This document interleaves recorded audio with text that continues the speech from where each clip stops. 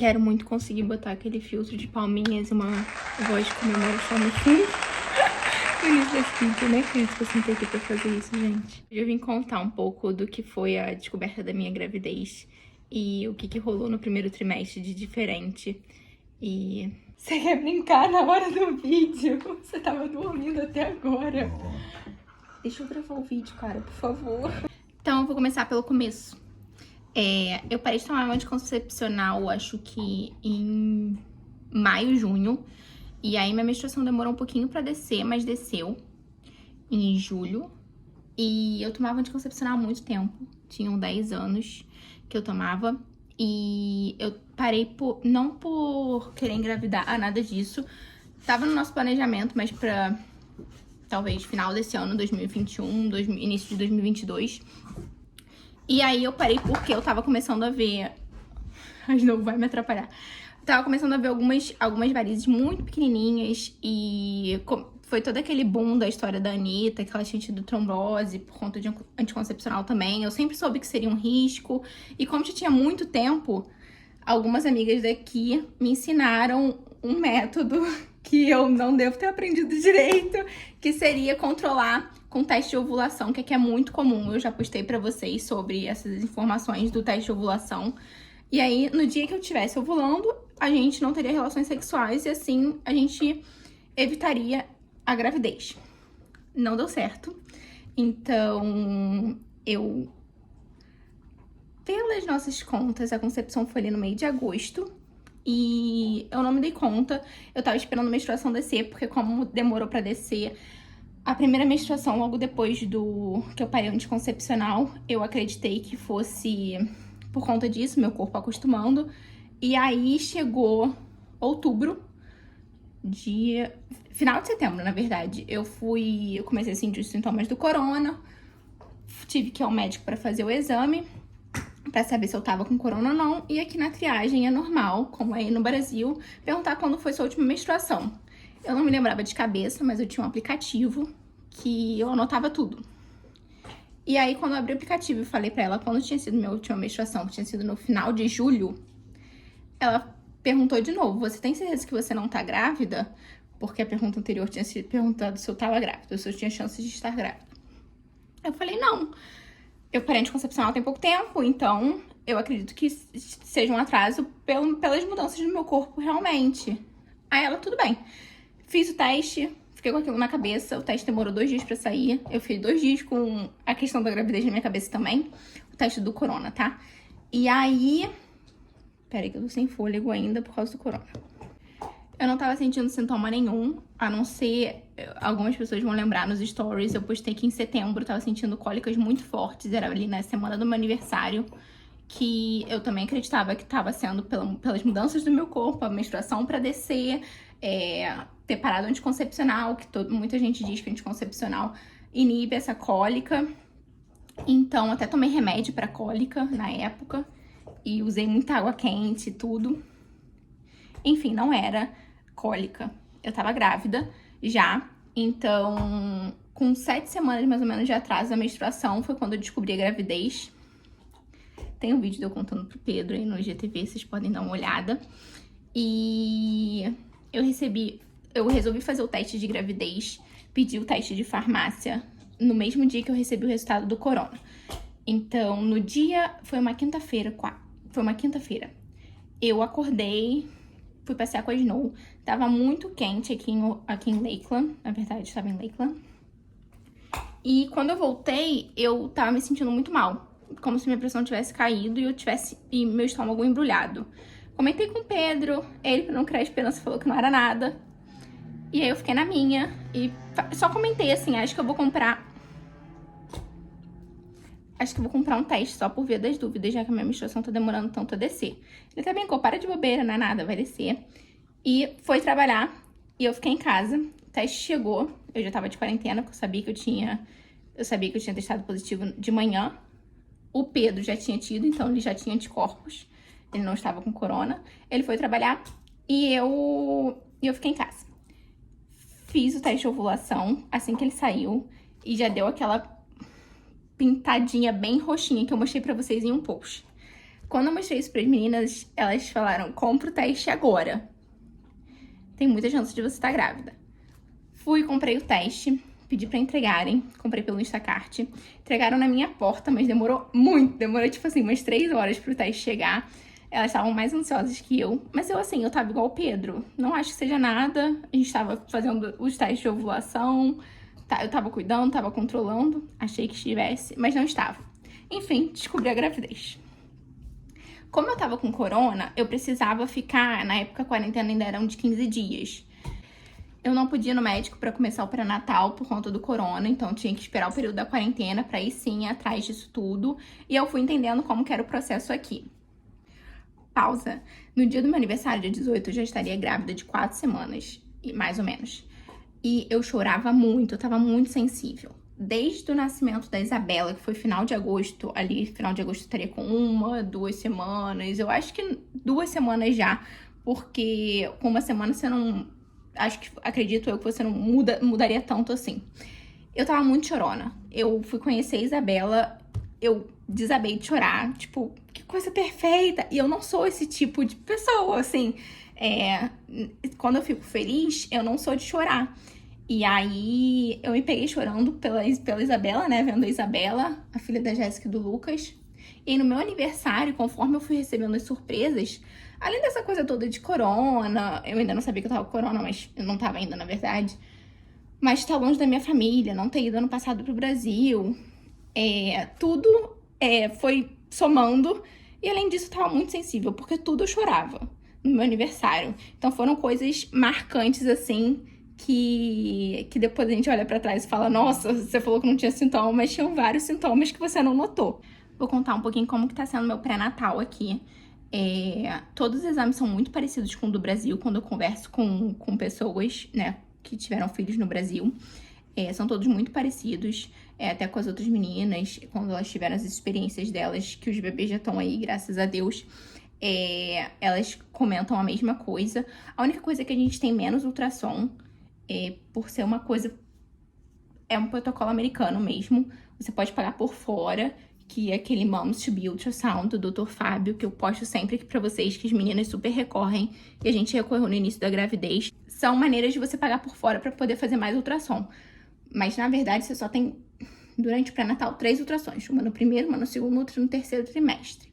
Eles parecem que seguem muito uma receitinha de bolo aqui. Qualquer especialidade, qualquer médico.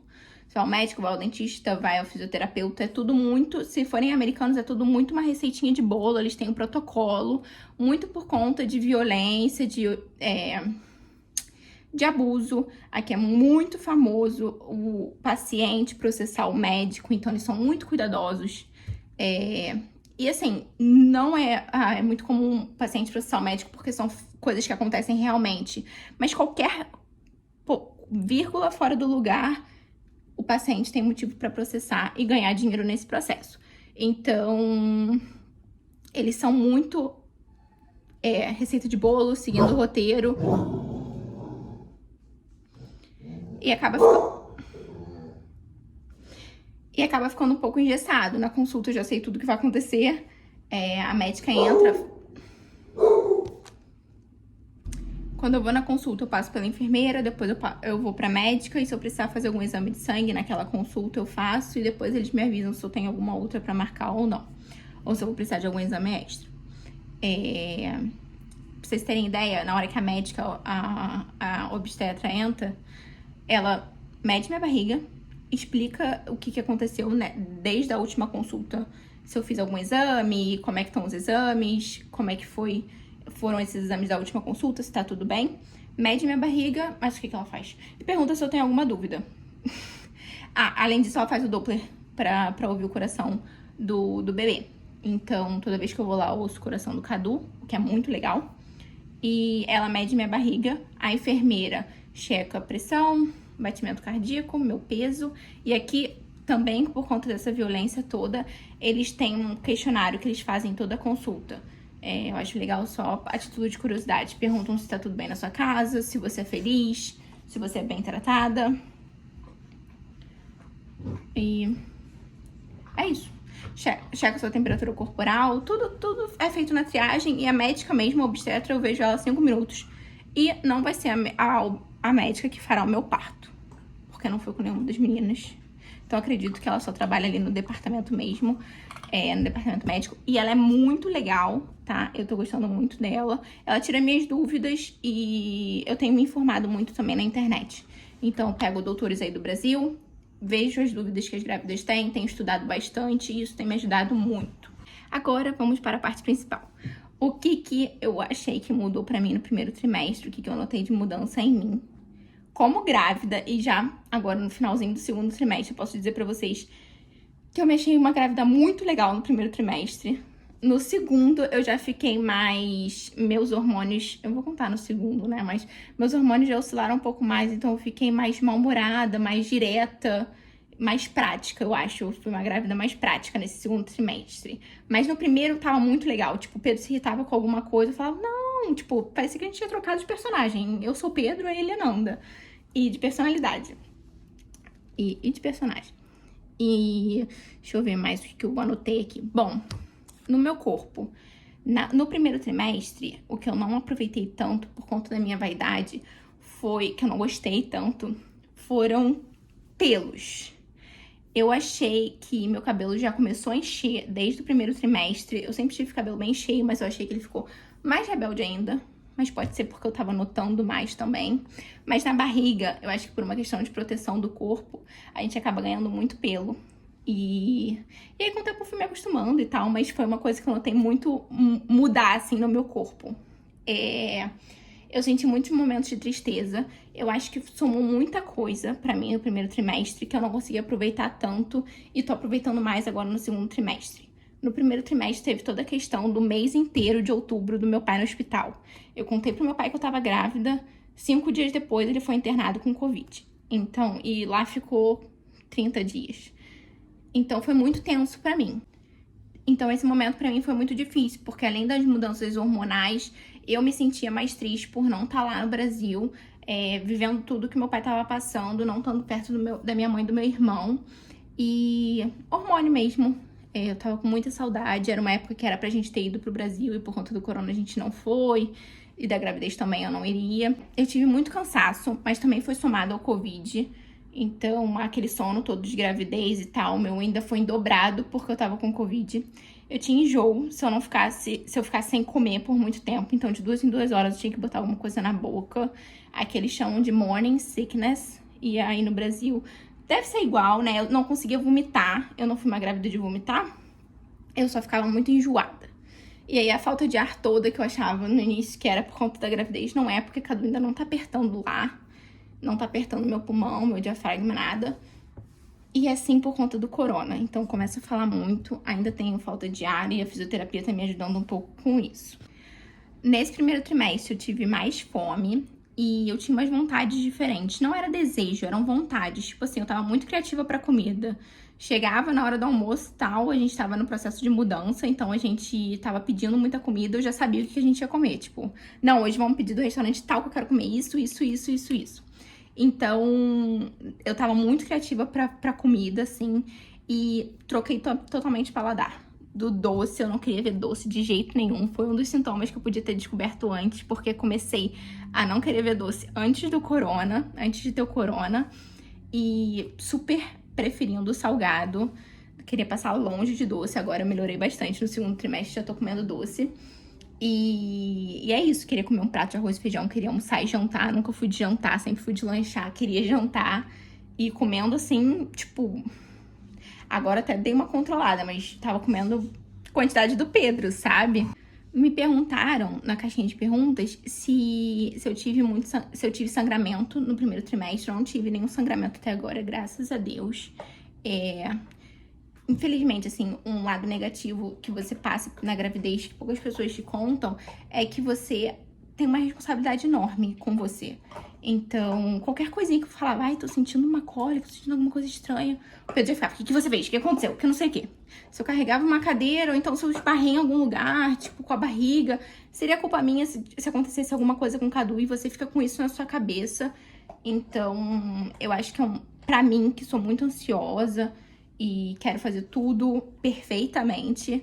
Foi uma coisa que pintou muito na minha cabeça de ficar sempre me culpando por qualquer coisa que pudesse acontecer com ele. Então, tô cuidando muito do meu peixinho, mas isso é uma coisa que eu preciso trabalhar na minha cabeça.